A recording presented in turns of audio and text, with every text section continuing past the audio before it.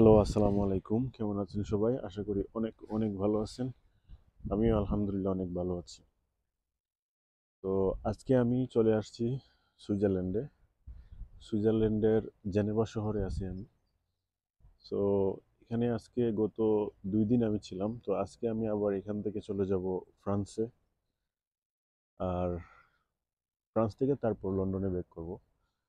তো যাই হোক, গত 2 দিনের সুইজারল্যান্ড এক্সপিরিয়েন্স নিয়ে কিছু কথাবার্তা বলবো।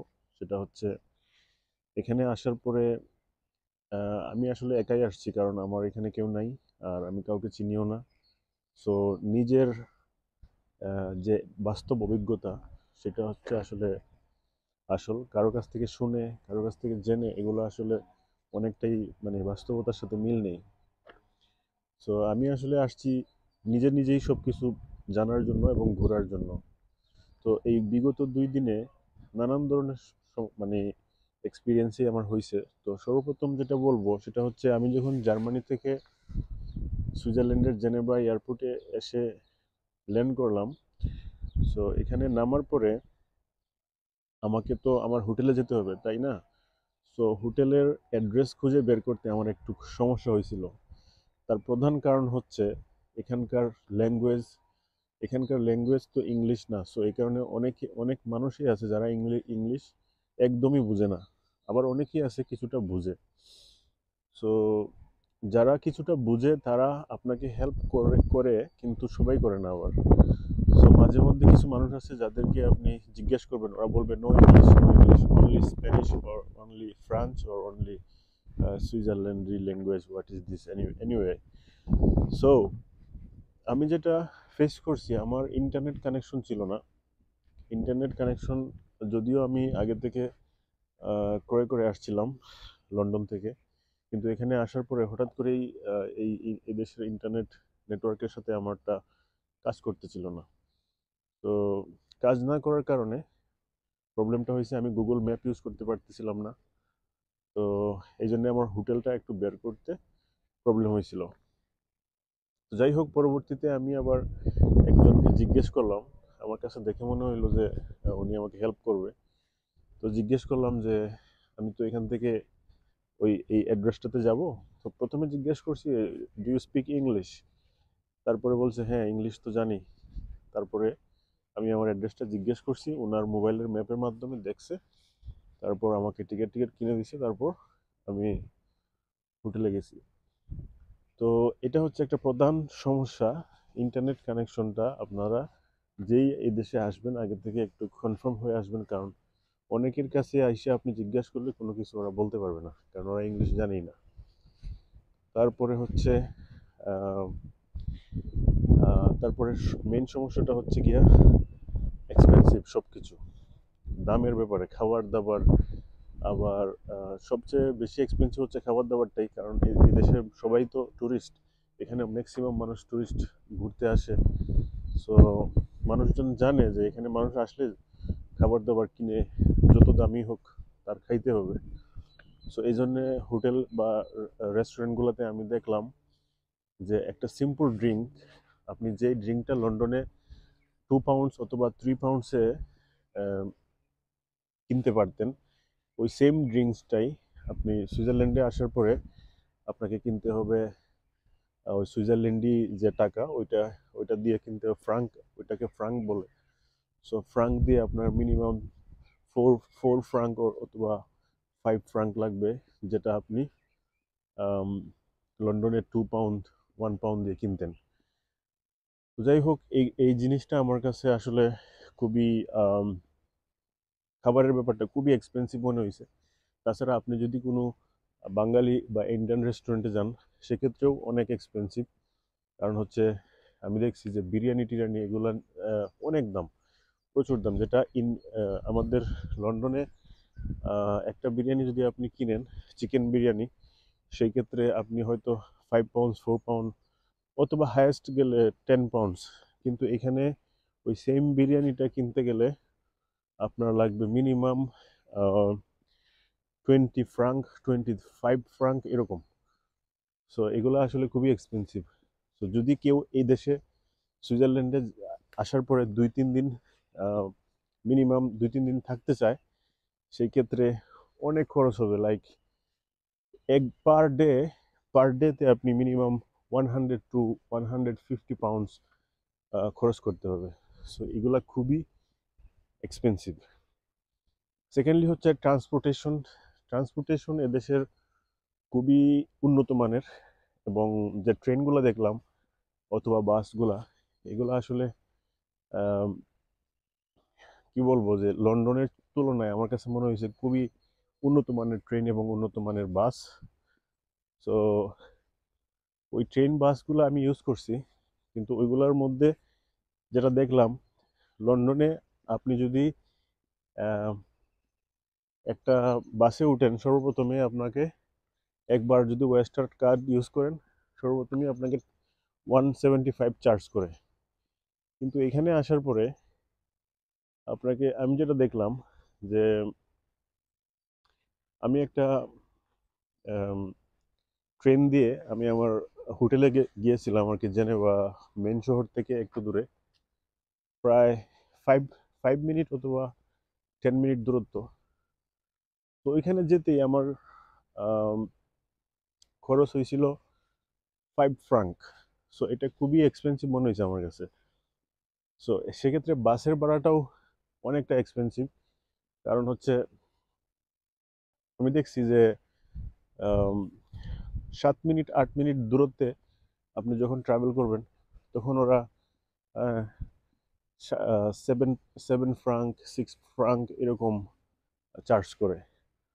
সো এগুলা খুবই এক্সপেন্সিভ। আর তাছাড়া আপনি যদি একটা কফি খেতে চান, সেক্ষেত্রে একটা কফির মূল্যই আপনার কাছ থেকে নিবে 6 ফ্রাঙ্ক, সেভেন 7 ফ্রাঙ্ক এরকম। বাট এই লন্ডনে এগুলো আসলে 1 পাউন্ড সামথিং দিলে একটা নর্মাল কফি আপনি পাবেন ম্যাকডোনাল্ডসে গেলে বা অন্যান্য কেএফসি এগুলোতে। কিন্তু এখানে এগুলা খুবই এক্সপেন্সিভ। সো সেই ক্ষেত্রে আমি বলবো যে ইউরোপের যে অন্য অন্য অন্য যে আমি জার্মানিতে ছিলাম, ওইখানেও আমি দেখছি যে এত টাকা খরচ হয় নাই। লাইক আমি জার্মানিতে 2 দিন ছিলাম। তো 2 দিনে আমার কাছে হায়েস্ট মনে হয়েছে যে আমি 100 ইউরো এরকম আমার খরচ হয়েছে। কিন্তু এইখানে 2 দিনে আমার 200 পাউন্ড বাংলাদেশি টাকায়, সরি লন্ডনের টাকায় 200 পাউন্ড খরচ হয়ে গেছে 2 দিনে। So this is very expensive. So আমার কাছে মনে হয়েছে যদি আমি এখানে 1 সপ্তাহ থাকতাম সুইজারল্যান্ডে, তাহলে এখানে খরচ হইতো পার ডেতে আপনার 100 to 200 pounds per day normal খরচ হইতো, হোটেল ভাড়া ছাড়াই, খাওয়া দাওয়া এগুলো নিয়ে। কারণ একবেলা খাইতে গেলে আপনার খরচ হবে সুইজারল্যান্ডি টাকায় 30 থেকে 40 franc. So this is very expensive. আর আরেকটা যেটা, সেটা হচ্ছে আপনার হোটেলের ব্যাপারে। হোটেল আমি আসলে 2 ধরনের হোটেলে এখানে আমি বুকিং দিয়েছিলাম। প্রথমটা হচ্ছে ডরমেটরি রুম, যেটাতে একই রুমে 4-5টা আপনার সিট থাকবে। সো আপনি যে কোনো একটা বুকিং দিয়ে রাখলেন, সো এটাতে আপনি থাকবেন। কিন্তু এই ধরনের রুমে আপনার সমস্যা হয়েছে কি, অনেক মানুষ থাকে তো মেসের মতো, তো এগুলাতে একটু ঘুম টুম এগুলা কম হয়, কারণ মানুষ লড়াচড়া করে আসা যাওয়া করে, এগুলা একটু ঘুম টুম কম হয়। কিন্তু আপনি যখন পার্সোনাল রুম নেবেন, এই ডরমিটরি রুমের চাইতে ডাবল ভাড়া। তো আমি প্রথম প্রথম দিন আমি ছিলাম ডরমিটরি রুমে। এই রুমে, আমার রুমে সিট ছিল 6টা। সো আমি একটা বেডে ছিলাম, এই বেডের ভাড়া ছিল 35 পাউন্ডস। এই লন্ডনে মানে মানে পাউন্ডসে আমি পে করছিলাম আর কি, লন্ডন থেকেই অনলাইনে পে করছিলাম। তো সেই ক্ষেত্রে আমার কাছ থেকে নিয়েছিল 35 পাউন্ডস। আর আমি আরেকটা সেকেন্ড ডেতে আমি ছিলাম একটা সিঙ্গেল রুমে। সো ওইখানে আমার সিঙ্গেল রুমের ভাড়া ছিল 57 পাউন্ডস। আমি অনলাইনে পে করছিলাম। এখানে আসার পরে আবার রুমের একটা ট্যাক্স দিতে হয়, এটা হচ্ছে আপনার 2-3 ফ্রাঙ্ক এরকম দিতে হয়। কিন্তু জার্মানিতে এত টাকা নিয়ে না, জার্মানিতে মাত্র 1 ফ্রাঙ্ক নিয়েছিল আমার ট্যাক্স। এখানে ট্যাক্সও অনেক বেশি। তো যাই হোক, সব মিলাইয়া এই ছিল আমার সুইজারল্যান্ডের এক্সপিরিয়েন্স। কারণ আমি আসলে সুইজারল্যান্ডের যে ভিলেজগুলো আছে, যে সুন্দর সুন্দর অন্যান্য যে অ্যাট্রাকশনগুলো আছে ইন্টারলেকেন বা অন্যান্য যে জায়গাগুলো আছে ওইগুলোতে আমি আসলে যাই নাই, কারণ হচ্ছে আমার এত সময় নাই। কারণ সুইজারল্যান্ডের জেনেভা থেকে আপনি যদি ইন্টারলেকেন অথবা ওই যে বরফ পড়ে যে জায়গাগুলো আছে ওইগুলাতে যদি যেতে চান তাহলে 7 থেকে 8 ঘন্টা সময় লাগবে। সো এত সময় আমার কাছে ছিল না, এই কারণে আমি যাই নাই। তবে সুইজারল্যান্ড যে জেনেভা শহর, এইটা আমার কাছে খুবই ভালো লাগছে, কারণ খুবই এই যে আপনারা দেখতে পাচ্ছেন এটা তো জেনেভা শহরেই, সো এটা খুবই মনোরম এবং চারিদিক মানে একটু অন্যরকম। এরপরে পাশেই আপনার আছে আহ, বিশাল যে জেনেভা লেক, এটা আসলে অনেক সুন্দর। যেদিক দিয়ে আপনি দেখবেন শুধু আপনার সৌন্দর্য, ডিফারেন্ট একটা অনুভূতি কাজ করে। তবে এইখান থেকে আসলে এইটুকুই আমার এক্সপিরিয়েন্স, কারণ আমি যদি হয়তো আপনাদের এই ইন্টারলেকেন অথবা অন্যান্য যে টুরিস্ট অ্যাট্রাক্টেড প্লেসগুলো আছে ওইগুলোতে যেতে পারতাম তাহলে হয়তো আমার আরও ভালো লাগতো। তো যাই হোক, 2 দিনে আমার কাছে সব সব কিছু মিলিয়ে 2 দিনে আমার কাছে অনেক ভালো লাগছে। সো সেদিক দিয়ে আপনাদেরকে এনকারেজ করবো এইটাই, যে এখানে আসলে হয়তো বা অ্যাটলিস্ট 1 উইক সময় নিয়ে আসেন। কারণ 1 সপ্তাহ না থাকলে সুইজারল্যান্ডের কোনো কিছু দেখতে পারবেন না। কারণ শুধুমাত্র জেনেভা শহরে আমি 2 দিন, কিন্তু জেনেভা শহরের এক কোনাও আমি দেখতে পারি নাই, কারণ অনেক জায়গা আছে যেগুলা দেখার মতো। এই জন্য আমি শুধুমাত্র জেনেভাতেই ছিলাম, আমার 2 দিনেরই সময় ছিল, আর অন্য কোথাও যাই নাই। সো মিনিমাম 7 ডেজ যদি আপনি নিয়ে আসেন, আমি মনে করবো যে সুইজারল্যান্ড ঘোরা আপনার জন্য সার্থক। আদারওয়াইজ শুধু শুধু আসবেন এবং যাবেন। কারণ হচ্ছে, এটার মেন কারণ হচ্ছে আপনি যদি একটু সময় হাতে নিয়ে না আসেন তাহলে আপনি আম, যদি কোথাও যেতে চান, একদিন যদি আপনি জার্নি করেন তাহলেই তো আপনার ক্লান্তি চলে আসবে, তাহলে পরের দিন আপনাকে রেস্ট নিতে হবে। তো আপনি যদি আহ, এত বেশি জার্নি অভ্যাস না থাকে, তাহলে রিল্যাক্সে যদি আপনি ঘুরতে চান, এনজয় করতে চান, তাহলে আমি মনে করবো যে 1 সপ্তাহ সময় নিয়ে আসেন, সুইজারল্যান্ড ঘুরেন, দেখেন সব কিছু, অনেক ভালো লাগবে। খুবই বিউটিফুল কান্ট্রি আসলেই। মানুষ তো বলে যে সুইজারল্যান্ড হচ্ছে আপনার আম, কি বলবো, যে পৃথিবীর একটা স্বর্গরাজ্য। আসলেই সঠিক, কারণ আমার কাছে খুবই ভালো লাগছে। দেখেন যেদিকেই তাকাবেন শুধুমাত্র সৌন্দর্য আর সৌন্দর্য। আর আরেকটা জিনিস, আপনারা ট্রাভেল পার্টনার যদি না নিয়ে আসেন, ফ্রেন্ড সার্কেল না নিয়ে আসেন, তাহলে কিন্তু আবার সুইজারল্যান্ড আসাটাই ব্যর্থ। কারণ ট্রাভেল পার্টনার ছাড়া আপনি সুইজারল্যান্ডের সৌন্দর্য কোনো কিছুই উপভোগ করতে পারবেন না।